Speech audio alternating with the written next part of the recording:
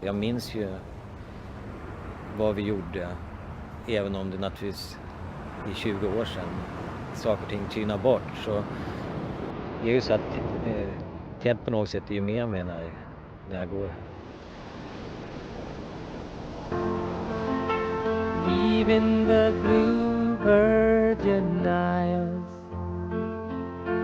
you had a heart like a child's. Rain keeps on falling, but when we were young, we chased the clouds from the sun. Darling, we fell to the ground, just like the leaves when they're brown. Rain keeps on falling like tears from my eyes, leaving the blue Virgin Isles. Jag valde den här låten Blue Virgin Isle som jag bad hans bror Kenneth att skriva en text till. Himlen är oskyldigt blå. Med musikaliska mått mätt alldeles lysande som musikaliskt konstverk och i en sorts naivistisk stil som tilltalar mig väldigt. Alltså, att han förnekar inte barnet inom sig, det tycker jag är en väldigt viktig devis för nästan alla vuxna människor. Himlen är oskyldigt blå, som ögon när barnen är små. Att vippan fram som tårarna gör, det är då min stjärna.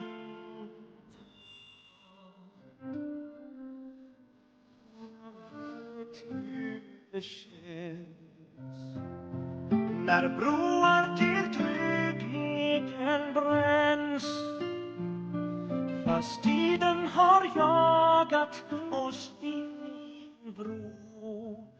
I himlen så oskyldig. I Sverige finns nu över 100 olika skivinspelningar där andra artister sjunger Teds melodier. Och även utomlands finns hans musik, på flera språk och med utländska artister. Så här lät Jag ska fånga en ängel när den låg på Australiens 10 i topp.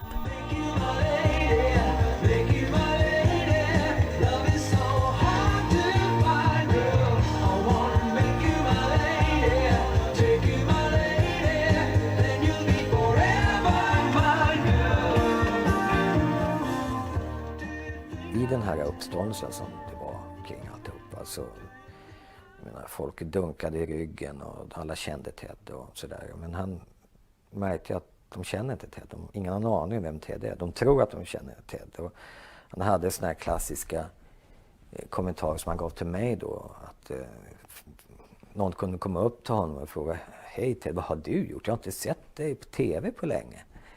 Och en sån upplevelse för honom, det var som att finns jag inte i tv, va, så lever jag inte. Va? Då existerar jag inte som person överhuvudtaget. Va? Och den här hopblandningen mellan den figuren, tv-figuren eller mediafiguren eller kändisfiguren ska det vara för någonting. Va? Och till den person som han själv ville vara eller den han själv ville upptäcka. För han hade själv aldrig haft en chans egentligen att upptäcka sig själv.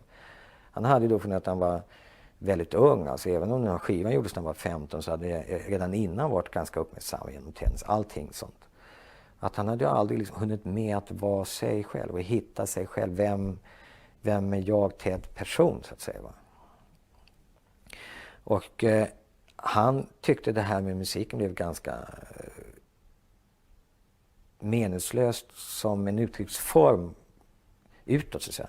Komponerandet var ju aldrig meningslöst, utan det var ju det absolut bästa han visste. Och gå in i en studio och göra musik var absolut det bästa han visste. Men att vara ett slags ansikte utåt för någonting så här kände han obehag för. Alltså. Jag började också märka på honom att han inte mådde bra av att uppträda.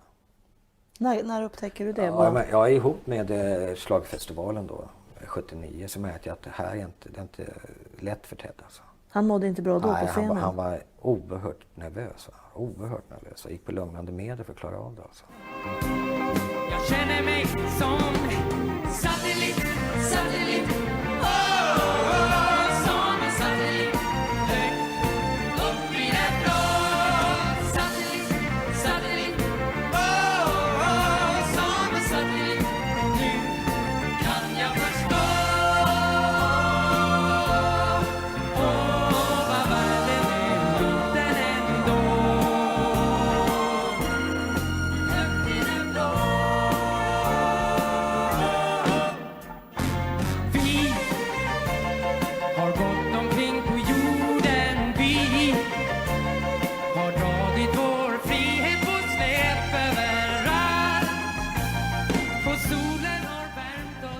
hade lite kontakt där ett tag. Och sen så ringde han mig och så bjöd han ut mig på middag. Och då satt vi här då faktiskt. Och så satt vi och pratade om allt möjligt. Så sa han att imorgon ska jag åka till USA. Jaha, vad ska du göra där då? Ja, det vill inte jag berätta riktigt sådär. Jaha, men vart ska du någonstans då? Jag ska till Oregon. Jaha. Ja, varför vill du inte berätta det då? Nej. Och sen så bytte vi. Det var allt vi sa liksom sådär. Ja, men jag funderar ändå liksom. Varför kunde jag inte berätta det?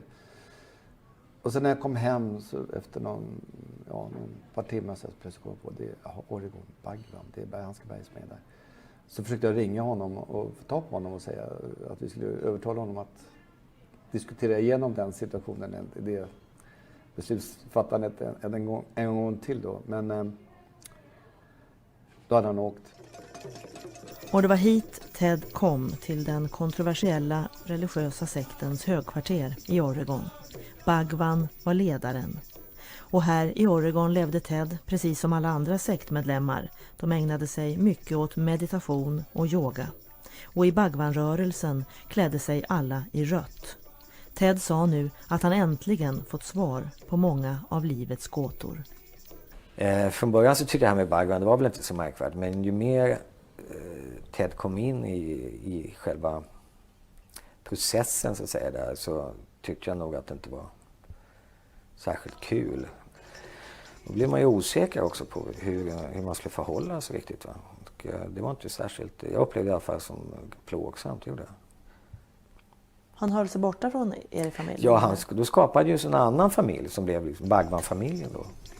Det blev så att säga då, eftersom man valde den familjen så hade han också tagit ett beslut så att säga, att det var den familjen som man tillhörde. Och det kändes ju inte särskilt kul. Så hjärtligt välkomna hit till Rajneesh restaurang och diskotek som vattenpåsar. Jag hoppas att ni kommer få en fortsatt trevlig kväll. Livet är motsägelsefullt. Livet är inte en teori eller en ideologi eller en logisk linje, utan det är någonting som förändras. 1986, efter mordet på Olof Palme, spreds plötsligt falska rykten om att Ted skulle vara den så kallade 33-åringen som gripits misstänkt för mordet. Men mannen som kallades 33-åringen var varken lik Ted eller hade någonsin varit i kontakt med honom. Ändå spreds ryktena som en vandringssägen. Familjen tror att det kan bero på att medierna beskrev 33-åringen som en man med kontakter i artistvärlden och ett förflutet i religiösa sekter. Hans världsbild så att säga, när han kunde inte i någon människa egentligen se att det fanns ondska hos oss som individer. När ändå någonting sånt här händer, att man ska säga kan sprida sånt illvilligt, vansinnigt rykte om någon person som absolut inte har någonting med saken att göra, som inte alls borde överhuvudtaget komma att fråga. Och det är vad Ted menar, så att det är liksom totalt bortom allt tvivel, alltså, så att säga, så är det som så att det här kan bara ändå uppstå detta rykte. Och det blev bara en bekräftelse för honom så att säga, att det fanns en slags onda, illvilliga makter som var efter honom, så att säga, på något sätt. Dessutom så handlade ju media i sin tur lika oklokt. Att de inte dementerade det hela liksom, på ett eller annat klokt sätt. Inte vet jag hur, det ansvar kunde man få tag i själva. Men de har ju beklagat här efteråt. Men det här är för mig helt obegripligt. Alltså. Men det började som sagt i och med att man skapade den här bilden av Ted som en hopblandad person i Bhagwan-rörelsen. Det vill säga att någon hade skapat en bild av Ted som någonting man inte skulle tycka om. Det var ju som så också att jag var faktiskt med Ted ute på stan. Vi var ju en hel del på stan i alla fall. Men det var ofta kunde han gå där ensam och så fick jag hämta honom mitt i natten. Men den här gången var jag med, var på Stureplan och då stod det faktiskt en person och ropade mördare åt honom.